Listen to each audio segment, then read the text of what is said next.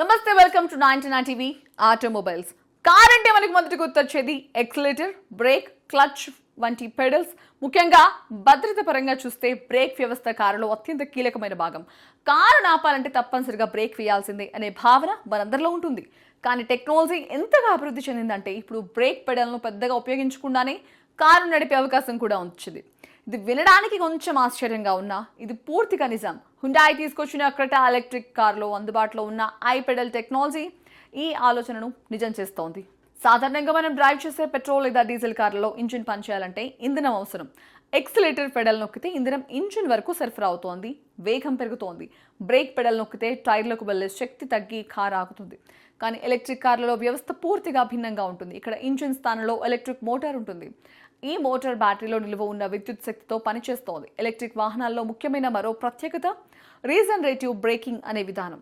దీని అర్థం ఏంటంటే కారు నెమ్మదిగా ఆగేటప్పుడు లేదా వేగం తగ్గేటప్పుడు వృధాగా పోయే శక్తిని మళ్ళీ విద్యుత్ శక్తిగా మార్చి బ్యాటరీలో నిల్వ చేయడం. ఈ రీజనరేటివ్ బ్రేకింగ్ ను మరింత శక్తివంతంగా ఉపయోగించే విధానం ఐ పెడల్ లేదా one pedal driving. Hyundai Creta electric లో ఈ టెక్నాలజీని చాలా అడ్వాన్స్డ్ గా అమలు చేశారు. సాధారణ డ్రైవింగ్ లో ఎక్సిలేటర్ పెడల్ను నొక్కితే కారు ముందుకు సాగుతుంది. కానీ ఐ పెడల్ యాక్టివేట్ చేసిన తర్వాత ఎక్సిలేటర్ నుంచి కాలు తీసేసిన వెంటనే కారు చాలా వేగంగా నెమ్మదిస్తుంది. దాదాపు మనం బ్రేక్ వేసినట్లే ఫీలింగ్ వస్తుంది. కొన్ని సందర్భాల్లో కారు పూర్తిగా ఆగిపోతుంది కూడా. అంటే కారు వేగం తగ్గించడానికి లేదా ఆపడానికి ప్రత్యేకంగా బ్రేక్ పెడల్ వాడాల్సిన అవసరం చాలా వరకు ఉండదు. ప్రత్యేకంగా నగరాల్లో ఉండే సాఫ్ట్ అండ్ గ్రో ట్రాఫిక్ లో ఈ టెక్నాలజీ చాలా ఉపయోగకరంగా ఉంటుంది. ఉదాహరణకు ట్రాఫిక్ సిగ్నల్స్ దగ్గర లేదా రద్దీ రోడ్లపై మనం తరచూ బ్రేక్ వేస్తూ మళ్ళీ యాక్సిలేటర్ నొక్కుతూ ఉంటాం. ఇది డ్రైవర్కు కొంత అలసట కలిగిస్తోంది. కానీ ఐ పెడల్ డ్రైవింగ్ లో కేవలం ఎక్సిలేటర్ తోనే వేగాన్ని నియంత్రించవచ్చు. వేగం కావాలంటే నొక్కాలి, ఆపాలంటే కాలు తీసేయాలి, అంతే. బ్రేక్ పెడల్ అవసరం చాలా తక్కువగా ఉంటుంది. దీనివల్ల డ్రైవింగ్ మరింత సులభంగా స్మూత్ గా మారుతుంది. ఇటీవల కొంతమంది ఆటో విశ్లేషకులు హుండాయ్ క్రెటా ఎలక్ట్రిక్ ను ఢిల్లీలో రియల్ ట్రాఫిక్ పరిస్థితుల్లో పరీక్షించారు. వారు దాదాపు 185 కిలోమీటర్ల వరకు ఈ కారును బ్రేక్ పెడల్ ఉపయోగించకుండా నడిపారు. అంటే ఎక్కడ సాధారణ బ్రేక్ వాడాల్సిన అవసరం లేకుండా కేవలం ఐ పెడల్ ద్వారానే కారును నియంత్రించారు. ఇది వినడానికి చాలా ఆశ్చర్యంగా ఉన్న టెక్నాలజీ పరంగా ఇది పూర్తిగా సాధ్యమే.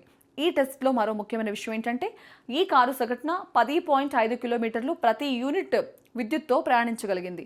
అంటే 1 కిలోవాట్ అవర్ పవర్తో సుమారు 10.5 కిలోమీటర్ల దూరం వెళ్ళగలిగింది. దీని ఖర్చు పరంగా చూస్తే కిలోమీటర్కు ₹1 కంటే తక్కువ ఖర్చే అవుతోంది. ప్రస్తుతం పెట్రోల్, డీజిల్ ధరలను చూస్తే ఇది చాలా తక్కువ వ్యయంతో ప్రయాణం చేయవచ్చని అర్థమవుతోంది. ఇప్పుడు అసలు ఐ పెడల్ను ఎలా యాక్టివేట్ చేయాలి అనే ప్రశ్న వస్తుంది. హుండాయ్ క్రెటా ఎలక్ట్రిక్ లో ఇది చాలా సింపుల్ గా ఉంటుంది. స్టీరింగ్ వీల్ వెనక ఎడమ వైపు ఉండే ప్యాడల్ షిఫ్ట్ లాగితే ఐ పెడల్ యాక్టివేట్ అవుతుంది. ఒక్కసారి యాక్టివేట్ చేసిన తర్వాత డ్రైవింగ్ సమయంలో అది పనిచేస్తుంది. అయితే కార్ రివర్స్ గేర్లో పెట్టినప్పుడు లేదా స్విచ్ ఆఫ్ చేసినప్పుడు ఇది ఆటోమేటిక్గా డిస్ఎంగేజ్ అవుతుంది. అంటే ప్రతిసారి కార్ స్టార్ట్ చేసినప్పుడు మళ్ళీ డ్రైవర్ చేతితో యాక్టివేట్ చేయాలి. భద్రత కోసమే ఈ విధానం పెట్టారు. ఎందుకంటే ప్రతి డ్రైవర్కు ఈ టెక్నాలజీ అలవాటు ఉండకపోవచ్చు. ఐ పెడల్ అనేది పూర్తిగా కొత్త టెక్నాలజీ అని అనుకోవడం తప్పు. వాస్తవానికి ఇది చాలా ఏళ్లుగా ప్రపంచంలో ఉంది. రీజనరేటివ్ బ్రేకింగ్ సూత్రం దశాబ్దకాలం నుంచి ఎలక్ట్రిక్ వాహనాల్లో ఉపయోగిస్తున్నారు. కానీ 2017లో నిస్సాన్ లీఫ్ కారుతో ఈ విధానం పెద్ద ఎత్తున పాపులర్ అయింది. నిస్సాన్ దీనిని ఈ పెడల్ అని పిలిచింది. ఆ తర్వాత టెస్లా తమ కార్లలో దీన్ని హోల్డ్ మోడ్ అనే పేరుతో ప్రవేశపెట్టింది. 2019 నుంచి టెస్లా కార్లలో వన్ పెడల్ డ్రైవింగ్ సాధారణ ఫీచర్గా మారింది. ప్రపంచవ్యాప్తంగా చాలా ఎలక్ట్రిక్ కార్లలో ఈ టెక్నాలజీ అందుబాటులో ఉంది. భారత మార్కెట్లో కూడా ఇది కొత్త కాదు. ఇప్పటికే Hyundai Ioniq 5, Kia EV6, Volvo XC40 recharge, Volvo C40 recharge వంటి కార్లలో వన్ పెడల్ డ్రైవింగ్ లేదా ఐ పెడల్ తరహా టెక్నాలజీ ఉంది. BMW ఎలక్ట్రిక్ కార్లలో దీనిని బీ మోడ్ అని పిలుస్తారు. అంటే పేర్లు పేరినా పనిచేసే విధానం దాదాపు ఒకటే. ఎక్సిలేటర్ నుంచి కాలు తీసిన వెంటనే కారు నెమ్మదించడం, అదే సమయంలో బ్యాటరీకి మళ్ళీ ఛార్జ్ అవ్వడం. ఈ టెక్నాలజీ ప్రధాన లాభం ఏంటంటే బ్యాటరీ రేంజ్ కొంతవరకు పెరుగుతుంది. ఎందుకంటే సాధారణంగా బ్రేక్ వేస్తే కైనెటిక్ ఎనర్జీ వేడి రూపంలో వృధా అవుతుంది. కానీ రీజనరేటివ్ బ్రేకింగ్ లో అదే శక్తి మళ్ళీ విద్యుత్గా మారి బ్యాటరీలోకి వెళ్తుంది. దీనివల్ల ప్రతిసారి ఎక్సిలేటర్ నుంచి కాల్ తీసినప్పుడు కొంత విద్యుత్ ఉత్పత్తి అవుతుంది. దీన్ని ఎక్కువగా నగర ట్రాఫిక్ లో ఉపయోగిస్తే ఒక్క ఛార్జ్ తో వెళ్ళగలిగే దూరం కొంత పెరుగుతుంది. అయితే ఒక్క విషయం స్పష్టంగా తెలుసుకోవాలి. ఐ పెడల్ ఉన్నా కూడా బ్రేక్ పెడల్ పూర్తిగా తీసేయలేదు. అది ఎమర్జెన్సీ పరిస్థితుల కోసం తప్పనిసరిగా ఉంటుంది.